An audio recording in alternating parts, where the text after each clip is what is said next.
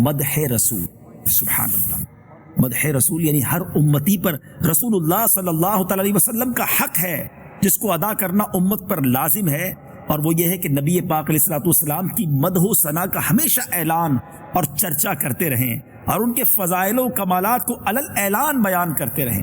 اور یہ طریقہ صحابہ کرام کے دور سے چلا آ رہا ہے. یہ نعت خوانی، یہ نبی پاک کی مدح سرائی، یہ صرف 50 100 200 سال پرانی نہیں ہے.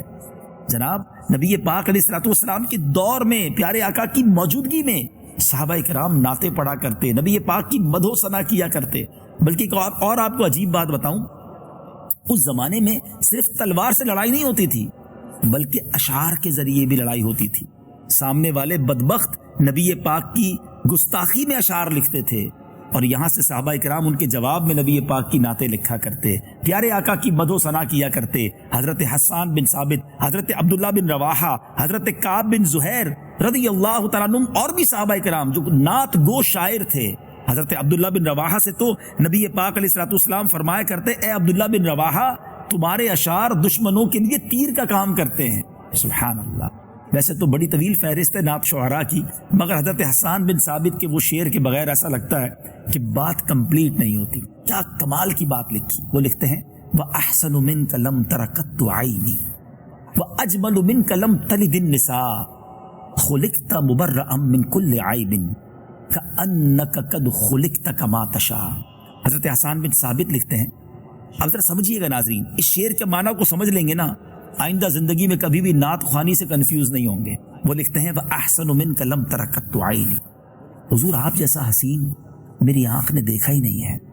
وَأَجْمَلُ مِنْكَ لَمْ تَلِدِ النِّسَاء، یا رسول اللہ آپ جیسا حسین و جمیل کسی ماں نے جنا ہی نہیں ہے. خُلِقْتَ مُبَرَّأً مِنْ كُلِّ عَيْبٍ، اے میرے آقا رب نے آپ کو تمام عیبوں سے پاک پیدا فرمایا ہے. كَأَنَّكَ قَدْ خُلِقْتَ كَمَا تَشَاءُ، آقا آپ کو رب نے ایسا بنایا ہے جیسا آپ چاہتے تھے. اللہ اکبر. ایک بات تو یہ کلیئر ہوئی کہ نعت خوانی یہ تو صحابہ کا طریقہ ہے، نعت سننا یہ خود نبی پاک علیہ الصلوۃ والسلام کا طریقہ ہے. نعت خوانوں کو عزت دینا، نبی پاک علیہ الصلوۃ والسلام ممبر پر حضرت حسان بن ثابت کو بٹھا کر نعت سنا کرتے ہیں. تو نعت خوانی میں جانا، نعت خوانی سننا یہ تو ایمان والوں کا انداز ہے.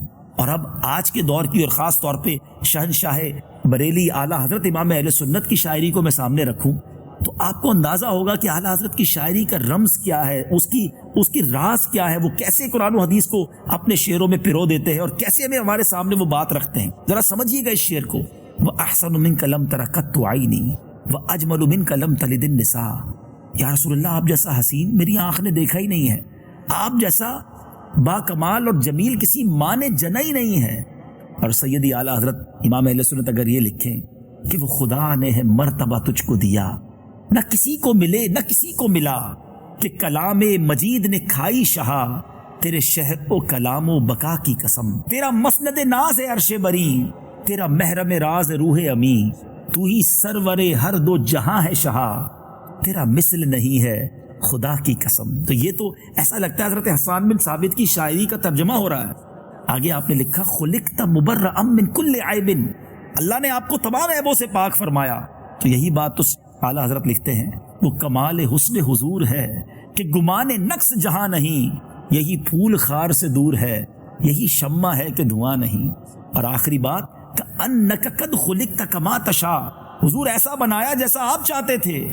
تو یہی بات تو اعلیٰ حضرت لکھتے ہیں کہ خدا کی رضا چاہتے ہیں دو عالم، خدا چاہتا ہے رضائے محمد. سبحان اللہ. تو نعت خوانی سننی ہے، نبی پاک کی مدح و ثنا کرنی ہے، پیارے آقا کے چرچوں کو بلند کرنا ہے. اور یقین کریں جو ان کے نام لیوا ہوتے ہیں نا ان کے اپنے نام بلند ہو جاتے ہیں. ان کے جو غلام ہو گئے، وقت کے امام ہو گئے، نام لیوا ان کے جو ہوئے ان کے اونچے نام ہو گئے. اللہ مجھے اور آپ کو ساری زندگی نبی پاک کی مدح میں آقا کا ذکر کرتے ہوئے بس اسی کام میں کاش زندگی صرف ہو جائے. اور حضور اپنے سراخانوں میں قبول کر لیں، اپنے نام لینے والوں میں ہمیں قبول کر لیں.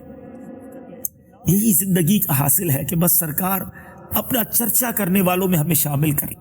یہ بھی انہی کی مہربانی ہے، ورنہ یہ لب کہاں ان کا ذکر کرنے کے قابل.